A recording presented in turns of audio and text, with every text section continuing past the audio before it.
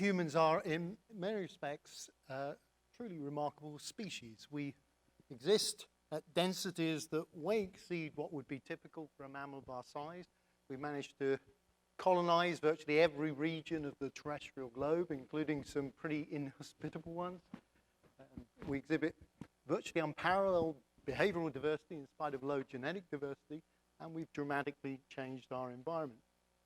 Like probably many people in this room, I attribute our ecological and demographic success to our capacity for culture.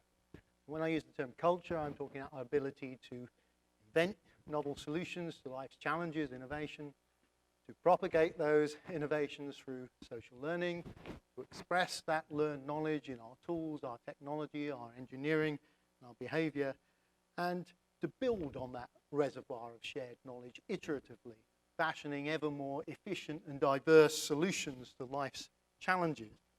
And right at the heart of that cultural capability is copying. Social learning, imitation, teaching, whatever you want to call it. We humans acquire very important life skills, as you can see here, from our parents and other important people in our world. And while we may be unusual with respect to the extent of our reliance on social learning, and probably also with regard to the psychological processes that underpin it, the fact that we copy, as we've been hearing all day, is not in any sense exceptional. Many animals acquire knowledge and skills from conspecifics and heterospecifics. They learn things like what to eat, where to find it, how to process it, how to move safely through their environment, what a predator looks like, how to escape that predator, who to pick a fight with, who to mate with, how to call, all kinds of things from conspecifics and heterospecifics. I don't need to give any of these examples because we've heard plenty of examples of animal social learning all day long, not just invertebrates, but as Ellie told us, in invertebrates too. Well, these observations raise a number of questions, but one in particular is relevant to my talk today, and in fact has preoccupied me throughout my entire scientific career. And that is how can we understand the evolution of the extraordinary human capacity for culture out of its roots in something like the social learning tradition we see in other animals today? Or to put it in more graphic terms, how can you go from something like cracking nuts in the rainforest to large hadron colliders, or putting a satellite in orbit, or building computers?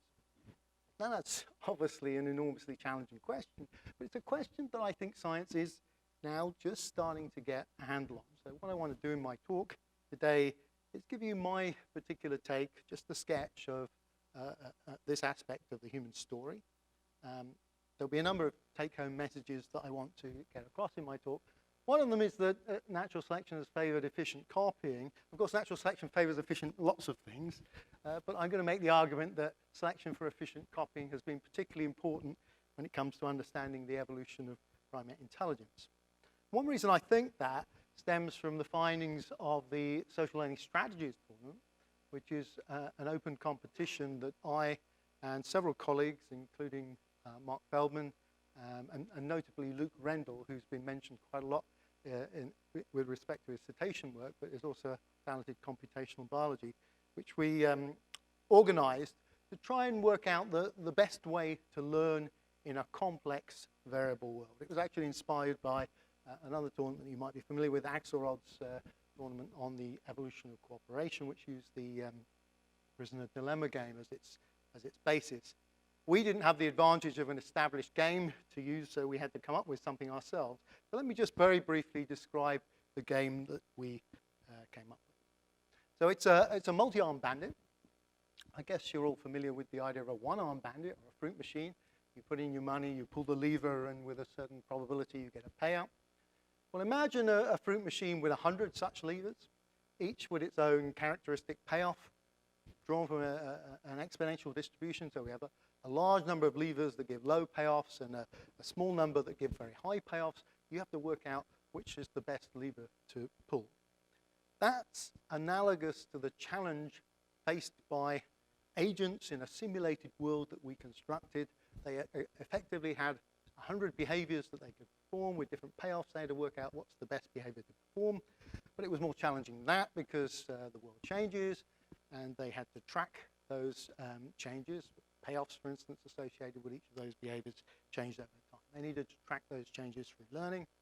There was also evolution in this world through a birth-death process where individual agents would die and would be replaced by the descendants of other individuals who'd accrued high fitness during their lives and who inherited the parental strategy.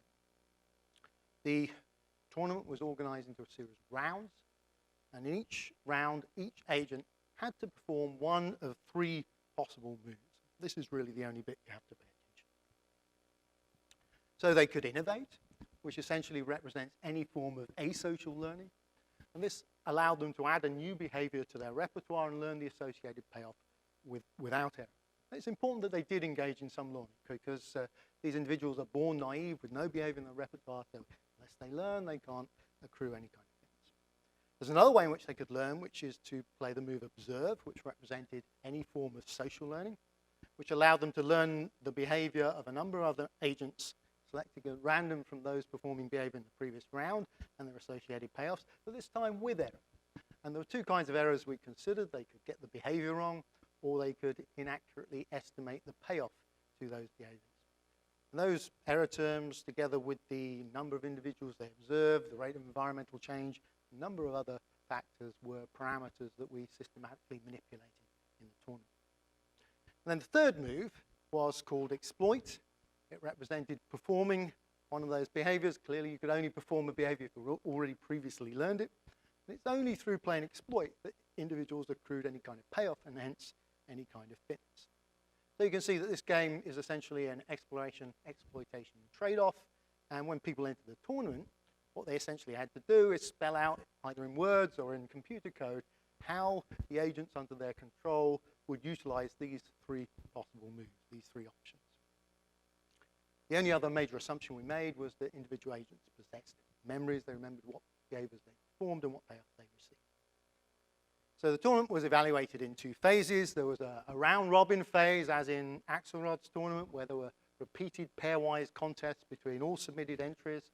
And the top 10 performers in that first round then went forward to what we call a melee, where all 10 strategies competed simultaneously over a broad range of simulation conditions. We designated the strategy with the highest average frequency the winner. Okay, so that's the game. What did we learn from it? Well, the first thing we learned was that, at least in the context of this game, you can learn too much in life. There was a strong negative relationship between the proportion of a strategy's moves that were learning moves, that were innovate and observe as opposed to exploit, and how well it did in the tournament.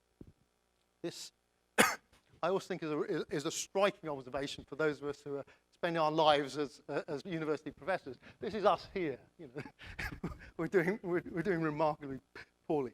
You know, the way to get ahead in this game is to minimize your learning and cash in as much as you can through maximizing your exploitation. The most successful strategies were those who spent approximately 5% of their time, so a surprisingly small percent of their time, actually learning.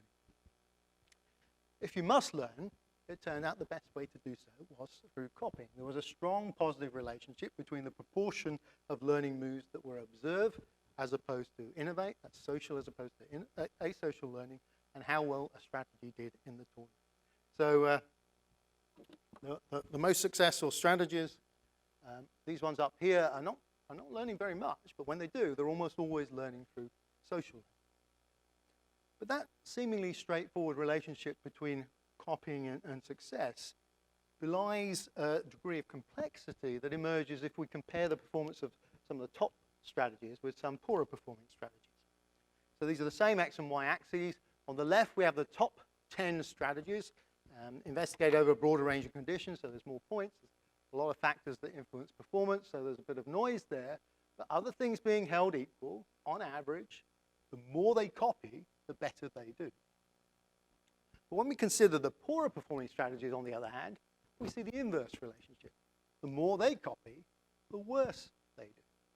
These strategies are essentially paying a time cost associated with learning, but it's not paying. It's not bringing new behavior into their repertoire associated with higher payoff. So this, I think, is an important lesson. It's telling us that there's no inherent adaptive value to copying, to social learning. Rather, social learning only pays if it's done efficiently, if it's done well. And these guys over here are engaging in social learning, but they're not doing it well. So how can you do it? How can you learn efficiently? Well, there are a number of factors that were brought to our attention by the tournament. Let me just draw your attention to a couple of these. One of them is the timing of learning, which turned out to be important. So effective strategies, shown in the top panel here, are able to time bouts of learning to coincide with when environments changed. So this black line here represents the average lifetime payoff of these well-performing strategies. They're doing pretty well. And then you can see the environment changes, their payoffs drop, behaviors that were yielding dividends no longer do so. What do? Well, they start learning. Here's their learning shown in red. They weren't learning very much. And then you see this spike of learning. They bring new behavior into their repertoire, but then stop learning and start cashing in on it. One advantage of timing their learning in that way is it means they bring new behavior into their repertoire that's well suited to the new conditions. Poor strategies, on the other hand, are not only learning too much, but they're learning at the wrong time. So that learning fails to bring new behavior suited to the new conditions.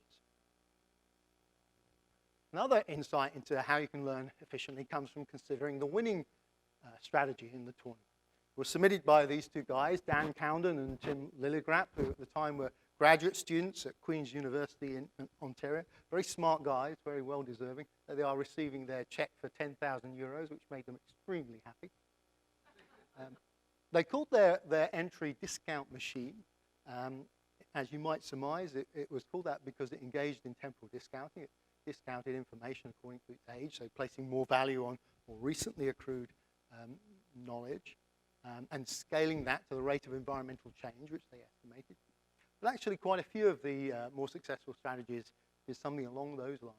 What was really unique about discount machine, amongst other things, was that it made projections into the future, computing the probability that investing in learning at that time would bring new behavior into their repertoire with higher payoff than the behavior they already had, given taking into account the rate of environmental change, the age of the agent, and a number of other parameters. In other words, this strategy engaged in a kind of mental time travel. It looked back into the past, and it looked forward into the future, and it used the information it gleaned to enhance the efficiency of its copy. And it's precisely because it was able to learn socially with greater efficiency than any other submitted strategy that it won the tournament. Because it could do that, it could exploit to a greater degree than other submitted strategies. So what this is telling us is that natural selection ought to favor efficient, strategic, accurate forms of copying. This, I think, is broadly consistent with the data we're getting coming out of the field of animal social learning. As you've been hearing, animals, when they copy, often do so strategically. They don't copy at every opportunity. They don't copy the first individual they see. They copy highly strategically, according to rules that can be, to some extent, understood and predicted using evolutionary models. So, for instance, there's a broad body of theory exploring when it pays to use social information and whom to copy. Some of the best known rules are shown on the left-hand side here. For instance, one well-studied rule is that you should copy when asocial learning is costly. If it's easy and cheap to develop a solution on your own, fine, work it out on yourself, by yourself. But if not, look to others for guidance. Another rule is copy when you're uncertain. You know the context. If you're in a familiar context, then work it out for yourself. If not, look to others for guidance. Other well-established strategies are conforming to the majority behavior, copying successful individuals. What we have in this table on the right-hand side are published experimental studies which provide empirical support for the strategy designated on the left. You can see there's a large number of species represented here. Some of these experimental studies are carried out in the lab, others in the field. In a subset of cases, we even have evidence that the animals involved increase their fitness through the use of these particular strategies. So animals copy strategically. That applies to humans too. This is just one little taste of that from many, many studies in the literature which show strategic copying in humans. A study carried out by Tom Morgan, a former graduate student of mine at St. Andrews, and cut a long story short, what he did was presented adult human subjects with simple computer-based tasks, things like making a judgment whether two three-dimensional shapes at different orientations were the same or different. They made their judgment, and then were presented with social information from other individuals engaged in the task based on their decisions, and then had the opportunity to revise their decision in the light of that social information. And as you can see, whether they did or not hung critically on the relative performance of the subject and the demonstrator.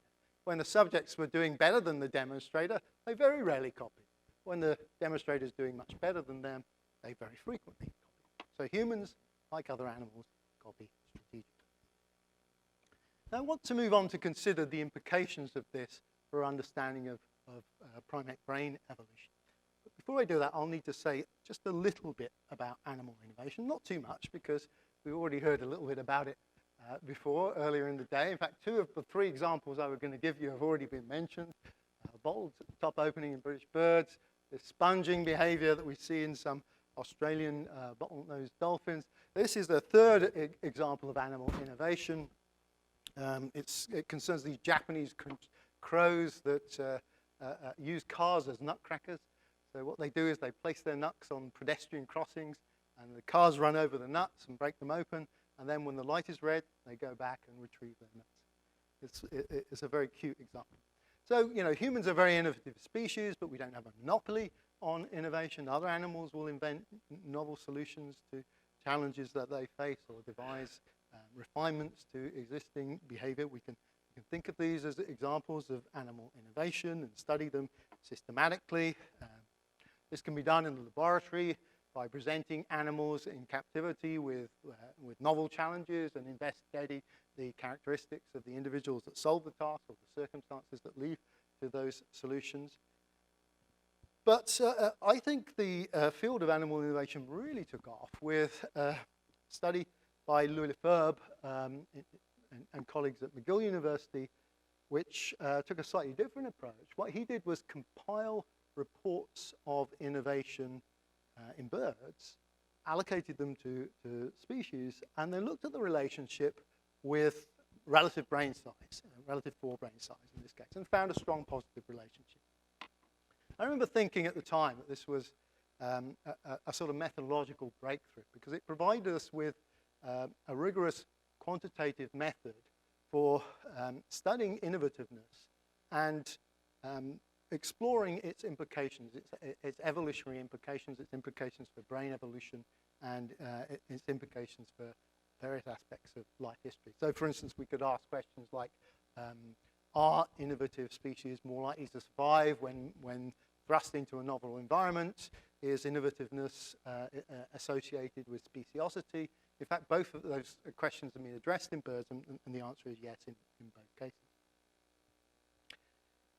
Excited by that, we wondered whether something similar could be done with primates. So my student at Cambridge, Simon Reeder, went to the primate journals and compiled examples of primate innovation. Again, you've heard sufficient numbers of examples that I don't think I need to give you any here in my talk today.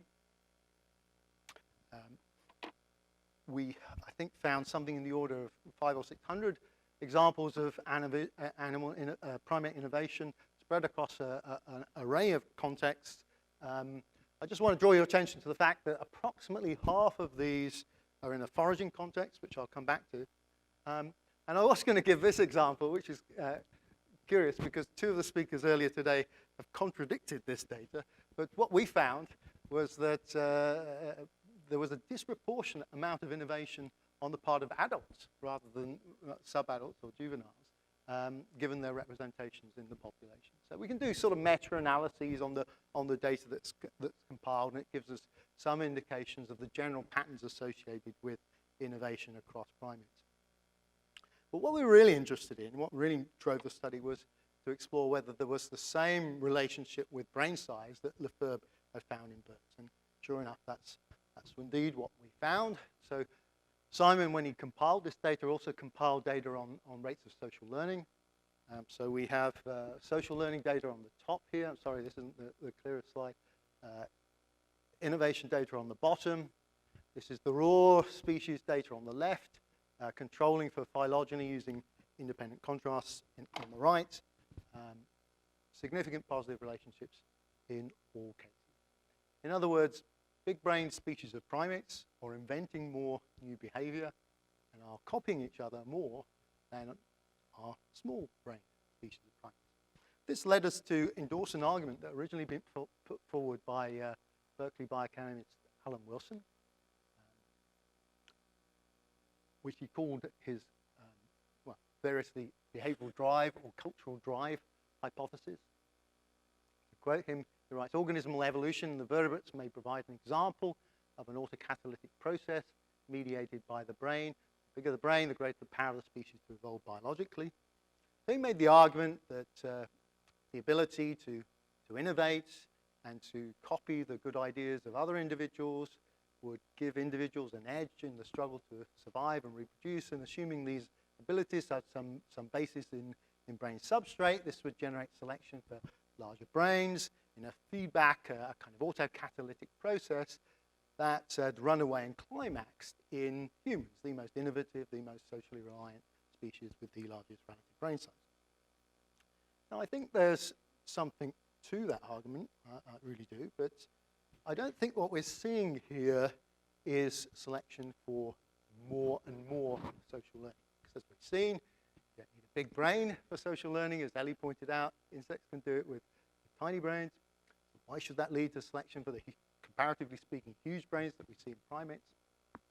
Also, from our social learning strategies tournament, we know that social learning is not inherently adaptive. It has to be done efficiently. Rather, what I think we might be seeing here, to the extent that these relationships are causal, is selection for more efficient, more strategic forms of social learning that are only incidentally manifesting greater amounts of social learning. So I want to spend a couple of minutes spelling out how I think Wilson's cultural drive hypothesis might be plausible. So we know from the social learning strategies tournament that we expect from the social learning strategy tournament at least that selection would favor more efficient copying. Even though I didn't dwell on it, the same tournament data suggests that it also ought to favor higher fidelity copying. And we'd anticipate that this would make an impact on the primate brain, selecting for certain structures or functional capabilities to the extent that they enhance the fidelity and accuracy of and efficiency of social learning. What might those be? What might those structural and functional capabilities be? Well, you can think of these as some hypotheses or candidates. We can envisage it might select for better perceptual systems to the extent that it allows individuals to copy over greater distances, give more individuals to copy from the vantage point of safety, copy individuals that don't want to be copied. We can envisage it might select for more cross-modal mapping or integration across modular structures, or at least the ability to acquire that integration through experience, to the extent that that allowed individuals to solve the correspondence problem, which, as you know, is the sort of bugbear of imitation researchers, the difference in perspective of demonstrator and observer. We can envisage it might favor theory of mind or perspective taking or teaching to the extent that that helps individuals to understand the goals and intentions of the individuals they're copying, or in the case of teaching, to facilitate effective information transmission to a pupil. We can envisage it might favor enhanced computation abilities to implement the kind of strategic copying that I described earlier. It's hard to envisage how you can do things like conform to the majority or copy the most successful individual unless you have a mechanism for working out what the majority behavior is, or which individual is the most successful individual. Mental time travel that we saw in the winning strategy is an example of this kind of computational ability.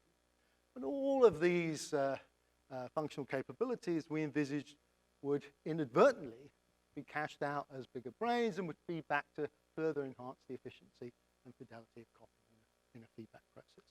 And there's no reason to anticipate that feedback would be restricted to the brain. We could also anticipate that it might lead to selection for social tolerance or social sensitivity, if that were to create opportunities for social learning.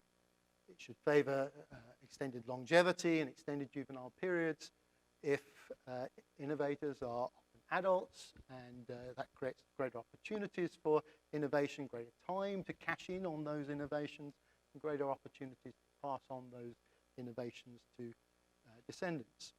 And since, as I mentioned earlier, a lot of the social learning and innovation that's taking place is in a foraging context, often involves, as we've been hearing, tool use and extractive foraging methods, we'd expect enhanced social learning capabilities to be associated with elevated rates of tool use and extractive foraging and a broader and richer diet. In other words, if this cultural drive hypothesis is correct, then we have reason for expecting social learning and innovation not just to co-vary with brain evolution, but to co-vary with a host of measures of behavioral plasticity or cognitive performance. So given that expectation, we went back to the literature and compiled further data sets measuring rates of tool use, rates of extractive foraging, diet breadth of the various different species. We also took advantage of existing data sets, measuring rates of tactical deception and one or two other variables. And we looked to see to what extent these newly compiled data sets co-varied with rates of social learning and innovation. And we found they did indeed co-vary, and co-vary very tightly. So much so that you can carry out factor analysis or a principal component analysis. And this allows you to extract a single dominant factor, which, depending on how you do it, explains somewhere between 60 and 80% of the variance in individual measures. And since the variables that go into this factor are things like learning ability, innovativeness, tool use, things that we think of as kind of clever, it seemed not inappropriate to characterize this dimension as a measure of the general intelligence of the animals. And that interpretation, I think, is validated by two sets of findings. If we take the individual species loadings on that principal component, as a measure of their intelligence, if you like, and plot that against brain size, whether it be absolute or relative brain size, we find strong, significant relationships. And secondly, there are some data sets now which are meta-analytical compositions of published studies on the performance of different species of primates in laboratory tests of learning and cognition. So you can rank species according to their performance in these tests, these laboratory tests. When you plot that kind of data against our measure of general intelligence, there are three such data sets shown here. We find positive, significant relationships in all three cases.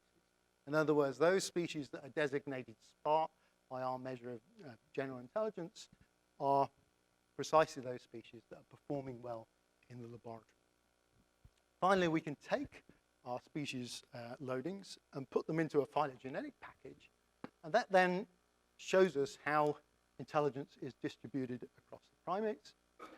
Darker colors represent high levels of intelligence. When we do that, we see evidence for convergent selection for general intelligence in 4 distinct primate lineages: capuchins, cebus, macaques, the baboons, and the great apes.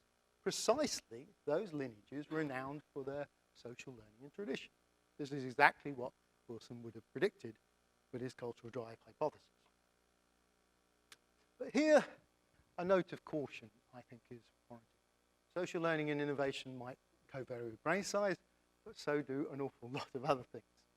So it's entirely possible that big brains might have been selected for by other factors and are only incidentally manifest in elevated levels of social learning and innovation. How can we address that kind of hypothesis?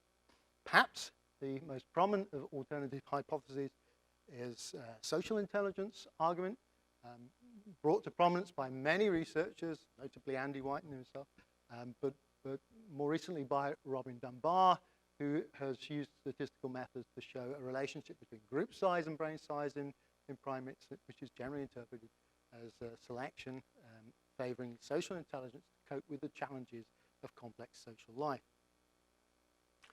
So what's really required, given that there are all these potential predictors of brain size, are phylogenetically controlled multivariate analyses that put all the potential predictors into a single model and say, well, what really predicts absolute and relative brain size?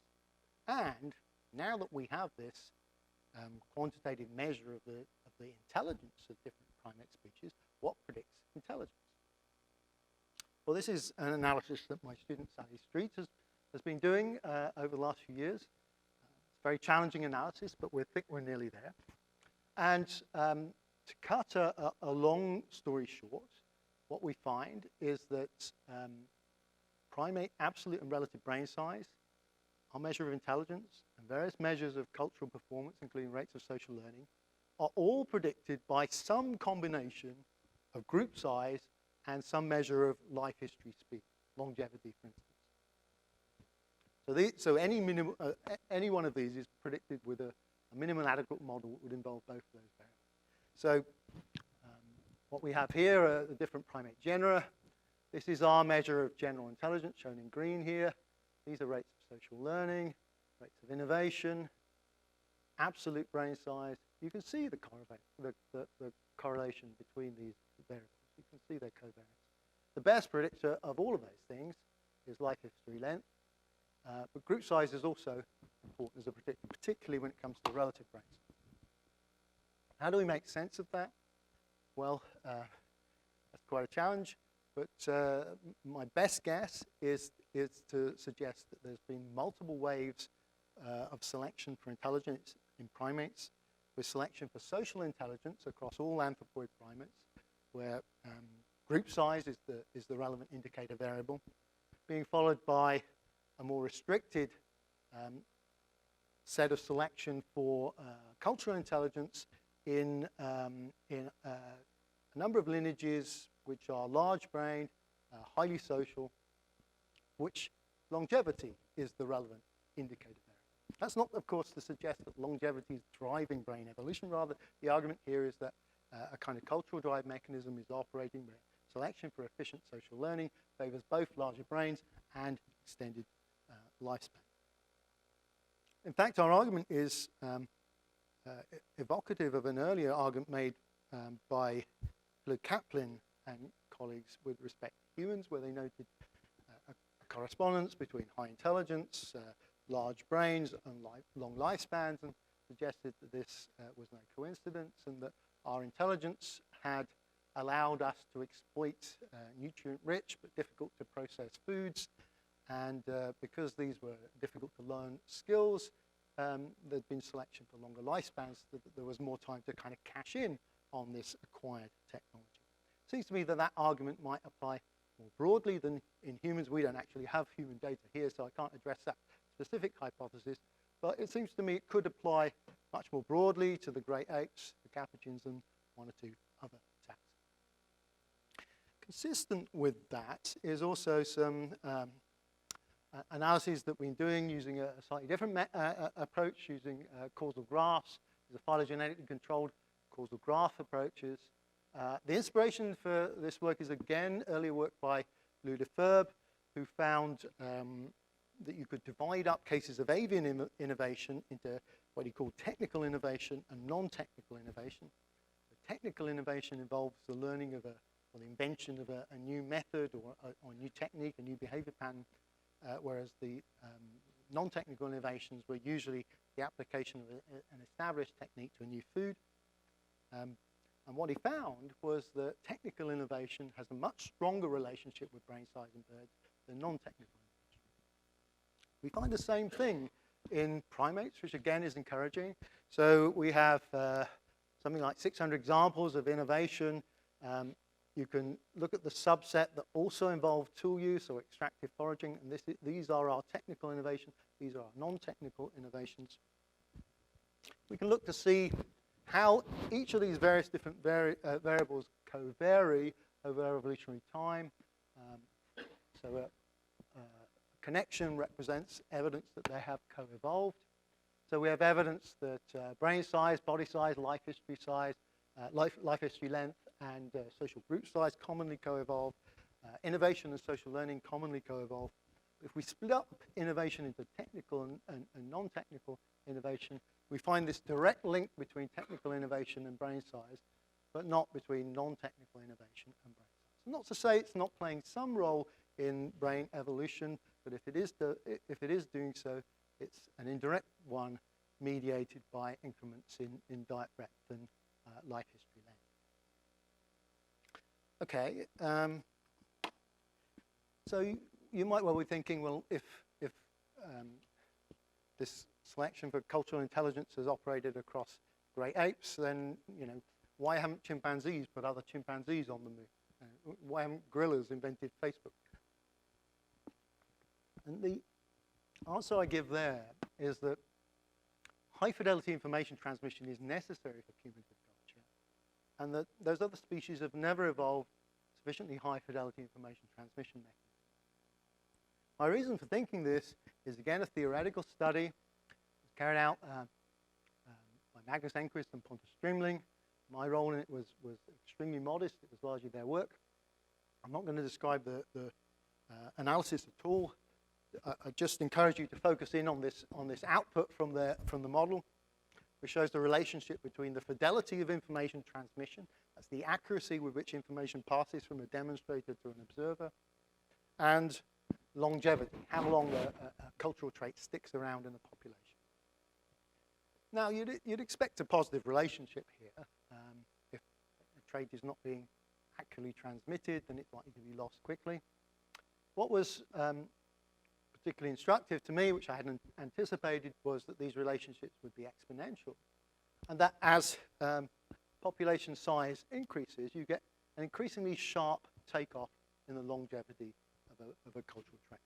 And what that means is that above a certain threshold, small increase in the fidelity of information transmission can make a big difference, firstly, to how long a particular cultural trait sticks around in the population, and as a knock-on consequence of that, to how many cultural traits will be found in that particular population.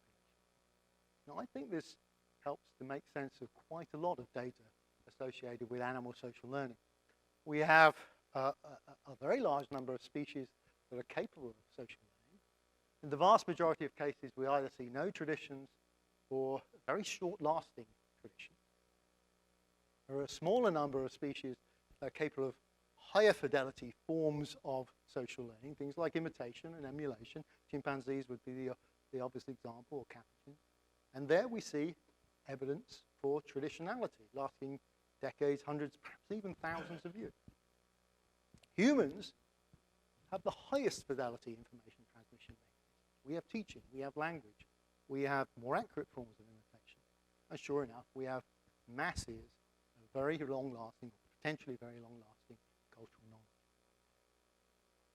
knowledge. I think this might also have something to say about cumulative culture too, because it's hard to envisage how animals could refine and improve on their cultural knowledge if it's not sticking around in the population for very long. But once you have long-lasting culture, it at least creates the opportunity for that knowledge to be refined and improved. And if that happens to coincide with multiple cultural traits being present in the population, there's opportunities for cross-fertilization, recombination. Well, that verbal argument was something that we decided to explore again with a simulation model.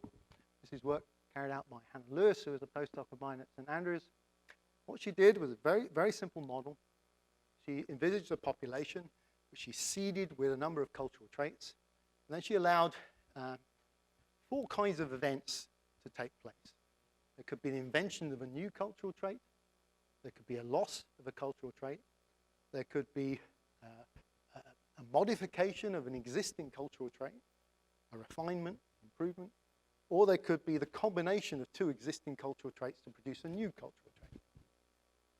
She just simply explored how the build-up of cumulative culture was affected by the rates at which those 4 different things happened. What she found was that the rate of trait loss, which you can think of as the inverse of fidelity, explained more variance in the build-up of cumulative culture than all the invention, modification, or recombination combined. Fidelity would seem to be the key to cumulative culture. If you don't have high fidelity information transmission, then you simply can't get cumulative culture off the ground. Doesn't matter how much novel invention or modification or recombination is going on, without that high fidelity information transmission, you cannot get cumulative culture.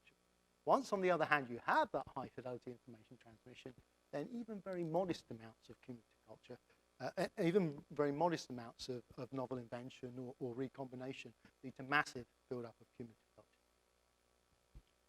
Okay, I want to end with one last study which provides an empirical link between transmission fidelity and cumulative cultural learning. This is a study carried out by Lewis Dean, a former graduate student of mine at St Andrews, co-supervised by Rachel Kendall at Durham. And what we did was devise what we called a cumulative culture puzzle box. This is designed to represent the challenges of cumulative culture. It involves a task that can be solved at 3 different levels, with each level building on the simpler level and yielding ever more desirable rewards. And we presented this task to small groups of nursery school children, chimpanzees or capuchin monkeys, with 2 goals. Firstly, to see whether they were capable of this form of learning, whether the individuals could solve the task at the highest level and these solutions would spread and be built upon. And secondly, to try and understand, well, if not, why not? And to sort between various hypotheses that existed in literature for why humans seemingly have this capability for cumulative culture that other species lack. I'm out of time, so I'm just going to very quickly rush through this complicated slide. The performance is shown in the first panel at the top here.